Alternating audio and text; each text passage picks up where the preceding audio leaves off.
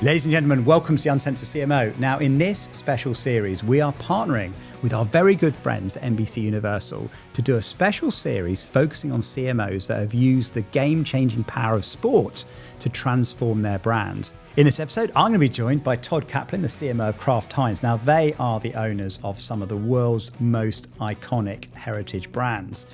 This is a great episode. There is a lot to love. Here it is. I'm very excited to be joined by Todd Kaplan, who has fairly recently taken over as a CMO of Kraft Heinz. Todd, welcome to the show. Thanks so much. I'm so happy to be here. Well, I'm looking forward to getting into Heinz and the whole world of what you do and what you've been up to. But just for people listening, give a brief intro into your career, because you spent 18 years at Pepsi, didn't you, before joining Kraft Heinz? Yeah, so I grew up in Southern California, and then my background actually pre-PepsiCo was in sports marketing, where actually I worked in the Bay Area, working for a company called Millsport, running the Visa account, the Olympic Games, Rugby World Cup, all their sports marketing globally.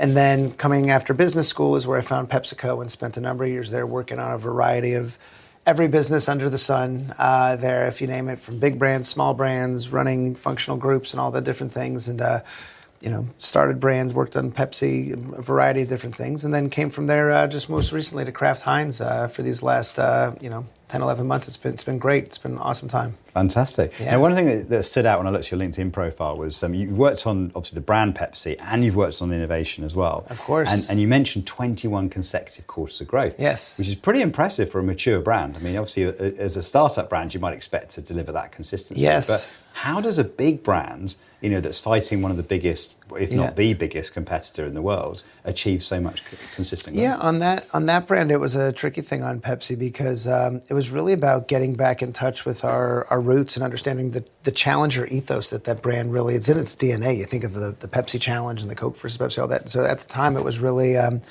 getting back to that and being very self-aware as a brand. And so we did a lot of stuff back when we kind of relaunched it on the Super Bowl in Atlanta, and this thing is Pepsi OK, and a lot of stuff from there that kind of grew, and really getting that back with some innovation along the way, as that brand, even as big and storied as it is, still has areas that it needed to grow and all that. So it was a lot went into that. And you also managed some innovation and new product launches as well, didn't you? Of course. And I always wonder about that, because I had a spell at Britvic. I was quite Yes. a long, sort of 13-year spell at Britvic. But and we were the bottler in the UK for the kind of Pepsi franchise. And Okay. one thing we always struggle to work out is how we focus on the core Pepsi franchise and also yes, it's the do the exciting new Well, it's things. funny. I remember back when I started. So I used to run before the Pepsi job. I was running their water portfolio, and at the time we had a brand called Aquafina, which we still have as a biggest pure water brand. But it was the literally coming up with new categories and places to play in. So creating new brands like bubbly sparkling water, Life Water, and really bringing a lot of growth into that category. And so it was one of those, being the growth engine of that, and then going into a category that was in decline, and cola's on the other side. Now it's like, okay, well, just came from there, now I got to go on the other side. So you get to see both parts of the business, which was great. But innovation is something I'm very passionate about, and definitely something I'm looking forward to bringing here to Kraft Heinz as well. As we're doing a lot of great stuff. I remember pitching for some investment on innovation, and explaining that at Britvic, I think it was something like only 3 or 4% of the total company turnover was driven by the new innovation, but it accounted for like 60% of profit growth. Oh, I'm sure. And a similar percentage of revenue growth. And it's one of those things that's disproportionate to kind of top line growth. But if you look at overall, and it also takes time to kind of compound. And I think I worked out, like in a 10-year period, 80% of all our company growth had come from brands that did not exist 10 years ago. Yeah. But if you're in the year, you go, well, of course, Pepsi is way bigger than Life Water or other brands. But it's important to take a long-term view of innovation, isn't it? And of course, like, people are so driven by quarterly results, and it's always easier to kind of do an extra promotion in Walmart on Pepsi, for example, than it is to put the money on new brands. How do you overcome that kind of short versus long-term challenge? Well, innovation, it's always the catch with innovation. It's you have growth versus scale, and especially companies that have legacy established brands that have been around for 100, 150 years.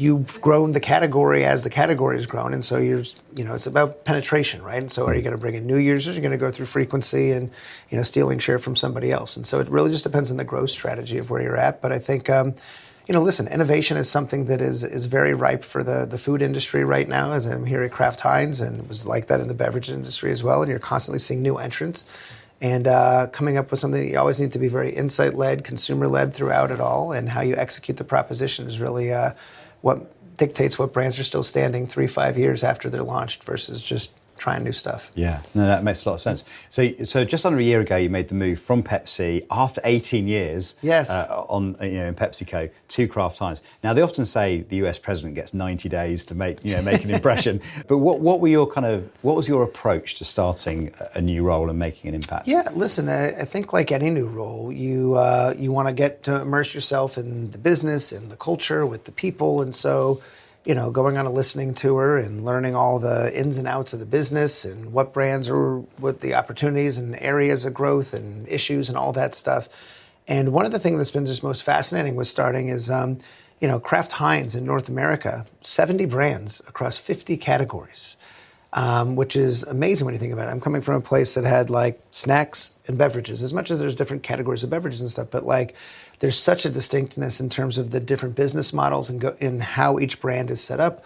And so really trying to learn, all of that stuff together, and also knowing that these brands, we have 96% household penetration, which means just about everybody in North America has one or two of these brands within an arm's reach, which is an amazing opportunity to solve. And so it's coming in, listening, learning the ways, talking to people, learning about the talent and the culture has been it's been great, and it's been a wonderful company so far, and we've been having a lot of fun.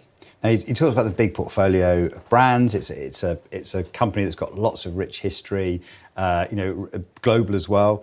Very, very big footprint. And I spotted a phrase you used, which I really quite liked, called entrepreneurial, which I thought was quite clever, kind of twist on entrepreneurial, but yes. I presume inside the company. It's inside the company. So how do you deliver that? Because you tend to have either the advantage of scale yes. or the advantage of being small and nimble. But how do you combine the two together? It's one of those things where and I'm anybody who knows me and the style of leadership and how I approach, I'm very entrepreneurial. I started 2 businesses when I was in college. I've done very scrappy, always trying to make stuff happen. And I used to use that at PepsiCo. I used to run around and say that I was we were a startup and PepsiCo was the VC investing in all the ideas and things. And so similarly, at Kraft Heinz, it's the same kind of mindset. As a company that's as big as we are, you can just drown in bureaucracy and layers and process and all the formality. At the end of the day, process is great. There's learnings, there's scales and all that, but it's really the people that are going to make the difference, and the ideas and how you can really understand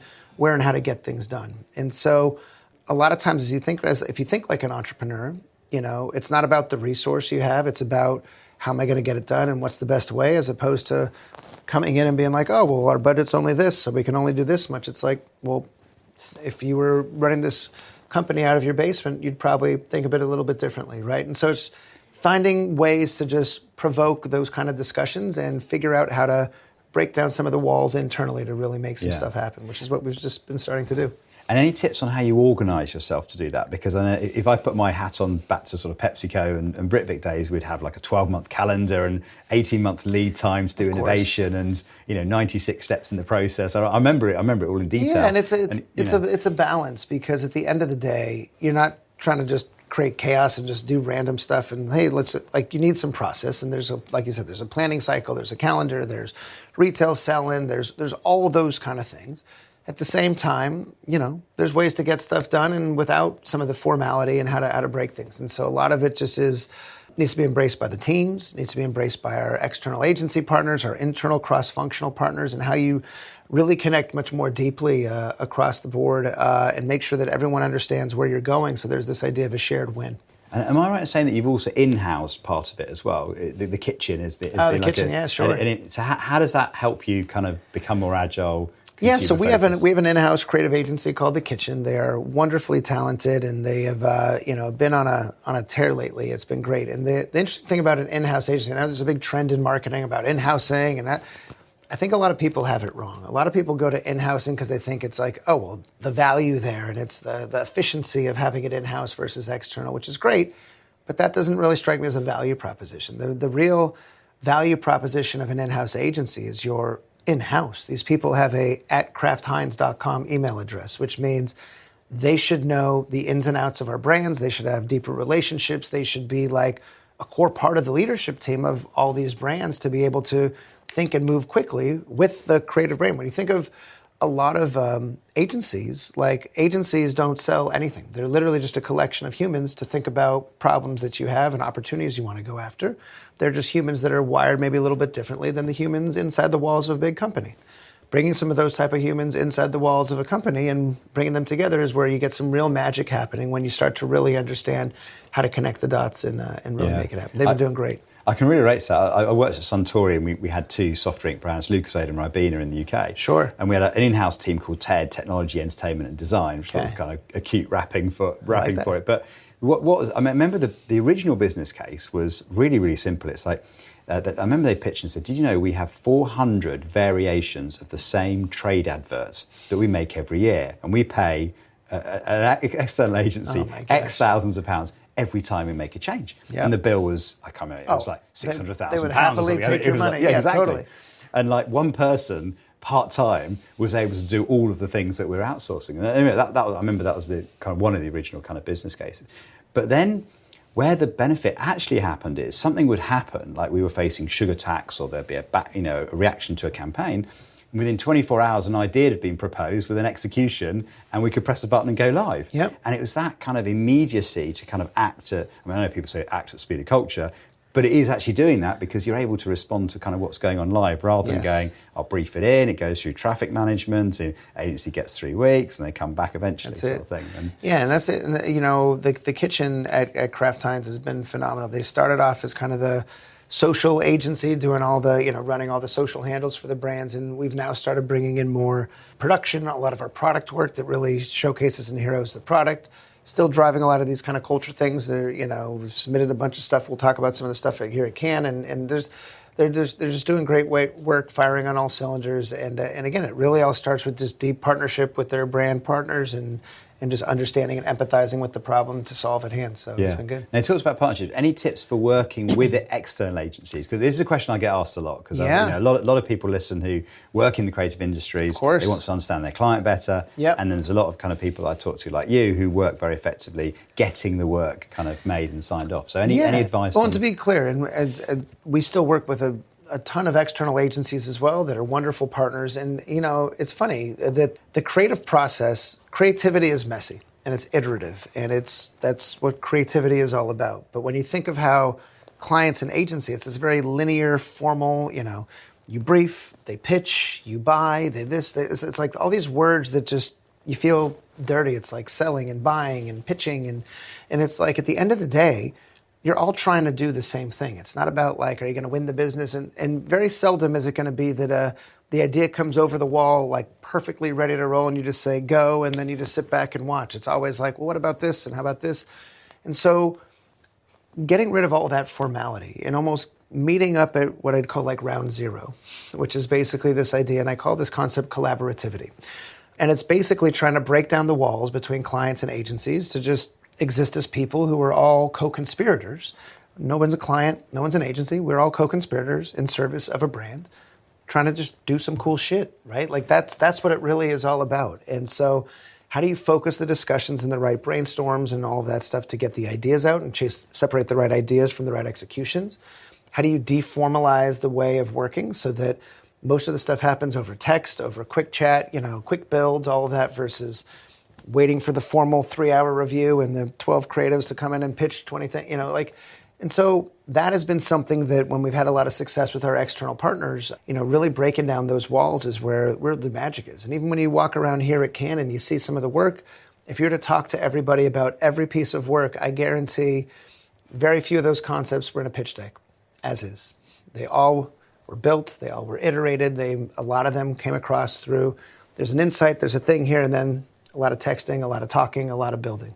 I've always wondered why we don't have like the line for the suits, right? Because I reckon behind every major campaign, there is a team that have actually thought really carefully about how clients and agency work together, how the briefing process works, how they get to the answers, how they understand the kind of business need. It's interesting, actually. I remember probably the most successful collaboration I've ever worked on actually was in probably the toughest circumstance I've been in when the sugar tax came into the UK when I was working on Lucozade. We had a massive backlash, and I was given, I think, about 8 weeks to kind of relaunch the brand. And I set this thing up called Mission Control, where I got all my partners together, PR, design, creative agency, media planning, etc., etc. And we met every single week, sat in the same room, and we debated everything together. It wasn't like, oh, this is your bit, that's your bit. It was literally sat on the table, even down to the refining the positioning statement for the brand. Totally. We went right back to, and we sat in research groups together, and we signed off the media spend together. Yeah. And it was amazing. I mean, the energy. And you wouldn't imagine that we were in such a crisis, because actually the energy and belief and momentum it created was just palpable. It's all about just vision and where you're going to and how you bring everyone together. Because not even just the agencies and the brand, it's the media team, the insights team, our legal team, I remember early in my career, I used to think of it as like, some of these other functions that I used to call them like the sales prevention force. And it was like legal, and it was like finance, and all the people just get in the way of doing all the stuff you want to do. And of course, that's not like how it is. And when you realize like maybe bringing these people in earlier and telling them what you're trying to do, listening to them, understanding some of the risks, the things, and so you can shimmy it around and really sculpt the idea, what you quickly learn is everybody wants to be a marketer. They love the idea of like being on the winning team and doing a lot of fun work and getting some big hits. And so, we have a really great partnership with our legal team now at Kraft Heinz, with all our media team, our insights team, all the people who need to be a part of this and on board. You're bringing them in early on, so they're part of this team. Yeah, no, I love that. That's great. Now we're here in Cannes. Yes. And if I had to pick my favourite Heinz Cannes line, it would be the drawing. You remember the drawing campaign? Draw Ketchup from a few years ago. Yeah. Where you had this incredible idea where you asked people spontaneously to draw ketchup, and then people literally drew your kind of label design and the logo and the shape of the bottle and that kind of thing. I mean, it's incredibly powerful. I mean, I checked out the results actually, and not only was it Cannes line winning, but on the System 1 database, 4.2 stars out of 5 and 96% brand awareness. So almost everybody got from the campaign exactly, which I kind of was point of the idea, right? It was imagine ketchup sort of thing.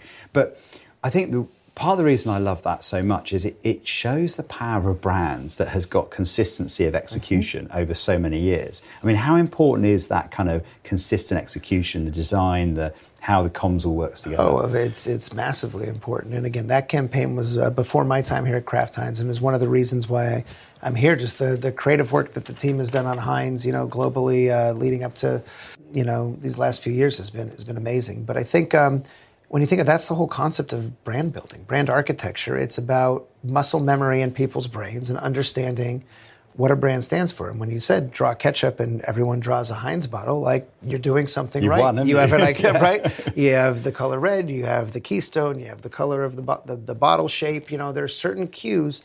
I talk about it to my team a lot that brand building is a lot like pointillism. I don't know if you know like art, not to get all geeky on art, but like pointillism where people with little dots, whatever. And every time you have a brand interaction, whether it's a beat in culture, whether someone sees a TV spot, whether they see your brand at a restaurant, whether they have it, that's a brand interaction, putting a little point in someone's brain. And the more those points cluster over time to form perceptions about a brand, so what a brand stands, Volvo equals safety, like what are the things you're trying to say about your brand, and how the visual cues are a great shortcut to do that. And that's where brand architecture design is such a critical part for brand architecture. And Heinz has a wonderful brand design. Yeah, and I think part of the win here as well is making sure those assets appear everywhere. Whether it's in social or it's in store when you go in, or it's on the packaging. I think the consistent execution is a big part of that, isn't it? Absolutely. Now you're here in Cannes with a big message based on marketing that happens was your big talk. So tell me what's the insight there and the role of marketers to impact in real time. Yeah, so it's interesting, and it's really funny juxtaposing it with Cannes as well, because if you've walked around the basement of the Palais or you know a lot about Cannes, there's a lot of brilliant creative work that if you were to ask 100,000 people if they've ever heard of it, real people, not advertising people or marketing people, a lot of people might not know it. There's a lot of work that's like for the room rather than for winning consumers. There's a lot of, and it really starts with this premise that is the marketing that we know today working? And do we really even know? We have all these mixed media models and we have all these analysis, ROI, brand health tracking, all these great, wonderful tools that are very important for our industry. But do you really know what's going to hit at the core of a consumer and drive a change in behavior? And it really stems from that the marketing model today is kind of broken a little bit. And what I mean by that is, if you think of when marketing was built, it was essentially out of like the Mad Men era. And so you have your target audience, you have your brand, you come up with your strategy, your brief, your creative, and then you use paid media to like send your creative over to a consumer. So almost like a little paper airplane, just like, all right, we're going to find you on TV, you're in your living room on TV, here's in your social feed, and you match the creative to the target. The reality is today, I know when I watch paid media, when a commercial comes on, I look at my phone. When I see pre-roll, I hit skip. People aren't paying attention anymore. People are distracted and doing so many other things nowadays. And so marketing that happens is this idea of how do you hack around the edges and live in a world beyond just this paid media, very organized ecosystem that is a great way for us as an industry to feel good about the things we're doing, but actually do shit that really happens. And by that, it's like, the things that happen. You're getting text messages from people, not because you work at the company. You're seeing it organically in your social feeds. It's trending. It's in earned media. You're seeing push notifications. Like just people are talking about it at work. It's a cultural moment. And so the way we're starting to do more marketing that happens is really bringing a lot of culture into our brands, bringing a lot of this context and this new mindset to make sure our brands are really showing up differently and hacking around the edges. So it's been a lot of fun. It's funny actually. Talking about kind of using your mobile phone while you're watching TV ad. Yeah. I saw this amazing bit of research. It's UK data, but they actually measured what people do in the ad break, and it's really fascinating. And it probably wouldn't surprise you because you looked at about maybe a third of people were actually watching the ads. Yep. A third of people were doing other things. Maybe a third of people were out the room. Yep. It kind of tells you kind of roughly what you thought. However, the interesting thing was almost all of them heard the advert. Yep. And the moment I saw that, I'm like, damn it, that is one killer insight. It is. Like you need to own the jingle, the music, the voiceover, the audio. Yes. That's the win. Well, right? It's not only that, it's no longer a lean-in moment anymore. Like if you go back to like the 1950s and everyone's in the living room watching TV, it's like, that's the activity. Nowadays, like when I talk to my son, He's watching TV while he's on his phone, while he's doing his homework, and I'm having a conversation with him. And that's just normal. And none of those things are done to the level of, they need to be focused. But to your point, there's something is coming through. You can't shut off your ears. Yeah. And so it's just understanding that the role of that medium in particular, just go for the lowest common denominator. So if it's like a product message that you can kind of get out, and I use this term brick to forehead of just don't overcomplicate it, whatever. And there's a moment for deeper storytelling, like a lean-in moment if it's contextually relevant to the Grammys or the Super Bowl, or live sports is a probably high engagement moment versus, a lot of other things. And so it's understanding the context of those moments so that you can tailor the messages, but then have a holistic plan that brings a lot of those other things together, whether you're leveraging the power of earned media, like the PR teams. You cannot keep close enough to the brand teams nowadays if you're really doing it well. So I think just understanding the role of social, organic, all that. And it really starts with the right creative idea and insight as well. It's interesting because like back in the day when you and I were kind of cutting our teeth as brand managers, the idea of earned media was kind of like a PR thing. It was like most of our spend, so 90% was going to be on the paid, and then we'll maybe play around on the edges on the earned. It feels like our model's flipped now. It's like everything needs to be earned these days, doesn't it? Because there's so much choice out there. Yeah, not everything, they call it earned for a reason. It's hard. You got to earn it, And so it's one of those things that you need to figure, not everything is PRable, is like this, no one cares. And you need to make something that's interesting enough that people are going to want to talk about it and whatever. And I do think in the past, it used to be a very corporate function, very much, corporate comms, and they'd help, mitigate risk and all that. Or you'd come after the campaign is done and be like, help, let's launch this. Instead, you now need to bring them in earlier as a core part of the marketing mix to really help and understand that there is massive value there, because that is the one thing, back to this idea of marketing, that happens when you're getting a push notification about something you're branded because you subscribe to the New York Times or the USA Today, or whatever, publication, or you're seeing something on the Today Show or on, whatever program you're watching. Like, you're now cutting through. You're in a much deeper level of engagement because you are the content as opposed to an ad interrupting people. And that's the core do different of this idea of marketing that happens. Now, one of the ideas I loved, I think it was just as you were starting, which is a really good example of like paid becomes earned, was your Deadpool versus Wolverine collaboration, which I thought that was almost like a marriage made in heaven, right? When you put like mustard together with Heinz. Of course. But what I loved about that was how much social engagement there was around that idea, because you had something that kind of crossed cultures, I suppose, and was something that's highly topical at the time. And back to our distinctive asset point was the colours that you turn up in with your brands. I'm a firm believer that the best marketing is simple. Less explanation. You talk about draw ketchup. Yeah. You talk about the Deadpool and Wolverine. It's red, yellow, ketchup, mustard, Deadpool, Wolverine, done. It's the same thing with what we did with mustard on the Super Bowl. That was very funny, by the way. For anyone who hasn't seen that, just explain what that was, because that was sure. kind of yeah. simple. So that was clever, one of the first big things we did when I came in. So everybody, well, hopefully your listeners know that there's a producer named Mustard. Used to be DJ Mustard, and he's been in the hip hop game for a while. He's Kendrick Lamar's producer, and I'm not going to sing this, but he goes like mustard on the beat, like does this whole kind of thing. And when Kendrick has had a banner year, obviously winning Grammys and the Super Bowl halftime show and just doing so much amazing stuff, Mustard was a big force behind it. They Not Like Us was a song that Mustard produced in this rap battle with Dre. And another song just came out called Turn the TV Off. And there's a part in the song where Kendrick yells, "Mustard!"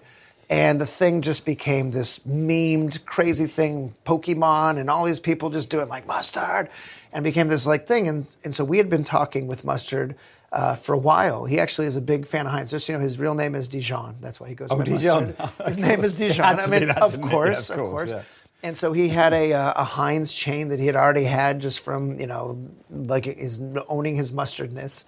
And so we started talking to him, and then right when Turn the TV Off came out, we're just like, we got to like turn this into overdrive. And so we talked to him about coming on as a partner. We made him our chief mustard officer. Of course. And we decided to collab and create a new mustard together, which actually is going to be coming out in the coming weeks. And so we decided, we made an announcement we made an ad to drop it saying, right after the Grammys, right after Kendrick was going to win all his Grammys, in between the commercial breaks, we dropped it with this. We hacked our own ad with this mustard, and we announced this kind of, two mustard legends coming together at last, and did a lot of fun around the Super Bowl where we bought 57 different hashtags of the spelling of mustard. So it was how many A's are in your mustard, and so I had the little Heinz bottle and 57 varieties being 57. Big joke, you right? get where we're going there, yeah.